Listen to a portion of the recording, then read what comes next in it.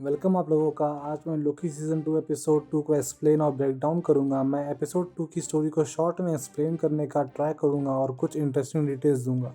Episode 2 के start में हमें एपिसोड 1 का एक रिकैप देखने को मिलता है, पर इंटरेस्टिंग बात यह है कि एपिसोड 2 ब्रेकिंग बैड को देख के आपको ये फीलिंग आएगी कि बीच में कहीं कोई प्लॉट पॉइंट या स्टोरी मिस हो गई है।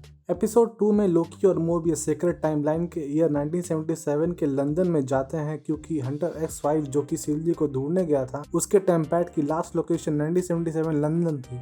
But to Loki, Mobius and our surprise, Brad Wolfe असल में 1977 में एक मूवी स्टार है और अपनी मूवी जेनियाक के प्रीमियर में अपने फैंस के साथ है।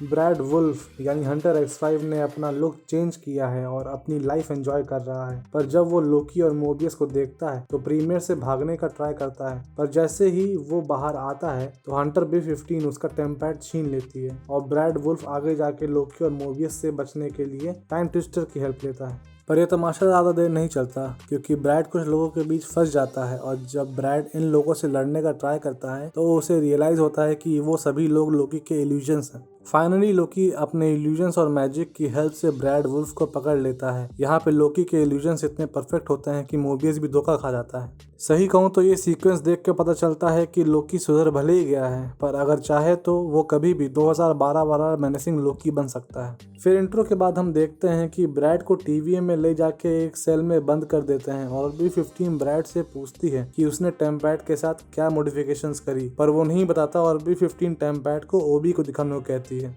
लोकी और मोबियस जब ओबी से मिलने जाते हैं तो वो एक रेक्टिफिक डिवाइस बना रहा होता है जो कि टेम्पोरल मेल्टडाउन को प्रिवेंट करेगा। वो लोग ब्रैड के टेम्पैड को ओबी को दिखाते हैं तो ओबी बोलता है कि अभी वो डिवाइस बनाने में बिजी है, पर टीवीए की गाइड बुक से उन्हें हेल्प हो जाएगी। इसके बाद B-15 और केसी के बीच की कन्वर्सेशन से हमें ये पता चलता है कि अब टीवीए में कोई मिस मिनट्स का यूज़ नहीं कर रहा और सारा काम मैनुअली किया जा रहा है। केसी ये भी बताता है कि रेंसलेयर के टेम्पैड पे लास्ट मैसेज मिस मिनट्स का था। आफ्टर सम टाइम हम देखते हैं कि लोकी और मोबियस गाइड बुक की हेल्प से ब्रैड का टेम्पैड समझने का ट्राई कर रहे होते हैं और तभी केसी लोकी और मोबियस को बताता है कि रेंसलेयर को लास्ट मैसेज मिस मिनट्स ने किया था। और फिर लोकी भी सबको बताता है कि पास्ट में उसने रेंसलेयर और ही हू रिमेन्स की रिकॉर्डिंग से ये जाना कि वो दोनों पार्टनर्स थे। लोकी को स्ट्रगल करता देख केसी कहता है कि ये टेम्पैड ट्रैकर को ब्लॉक नहीं करता, क्योंकि उसने पूरी टीवी गाइड बुक याद कर रखी है। नेक्स्ट हम देखते हैं कि लोकी, मोबियस और B-15 तीनों ब्रैड वुल्फ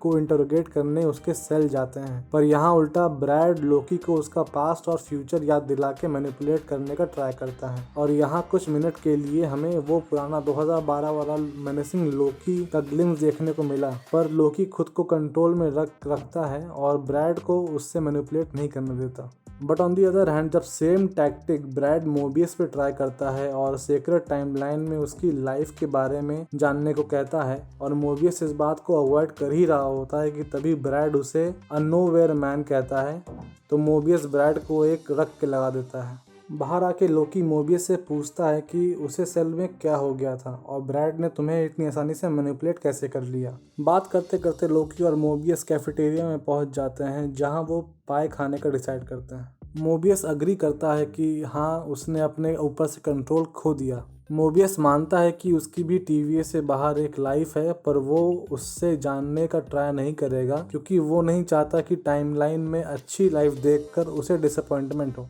थोड़ी ब्रो टू ब्रो कन्वर्सेशन के बाद लोकी और मोबियस फिर से ब्रैड के पास जाते हैं सिल्वी की इन्फॉर्मेशन निकलवाने, पर अब की बार they will try it the hard way. वहीं हम देखते हैं कि ओबी ने वो डिवाइस बना लिया है जो टेम्पोरल मेल्टडाउन को प्रिवेंट करेगा, पर जब वो ब्लास्ट डोर के कंप्यूटर्स को एक्सेस करने का ट्राई करता है तो उसे एक्सेस नहीं मिलता।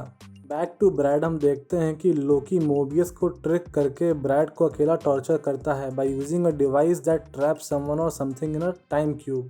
लोकी ब्रैड को क्यूब में ट्रैप कर लेता है और जब वो उस क्यूब को बार बार श्रिंक करता जाता है तो ब्रैड हार मान के सिल्वी के बारे में सब कुछ बता देता है। And thus the episode proves its name, Breaking Bad. फिर ओबी B-15 और केसी को बताता है कि वो कंप्यूटर्स को एक्सेस नहीं कर सकता और ही हू रिमेन्स के टेम्पोरल ऑरा या मिस मिनट से ही इसे एक्सेस किया जा सकता है।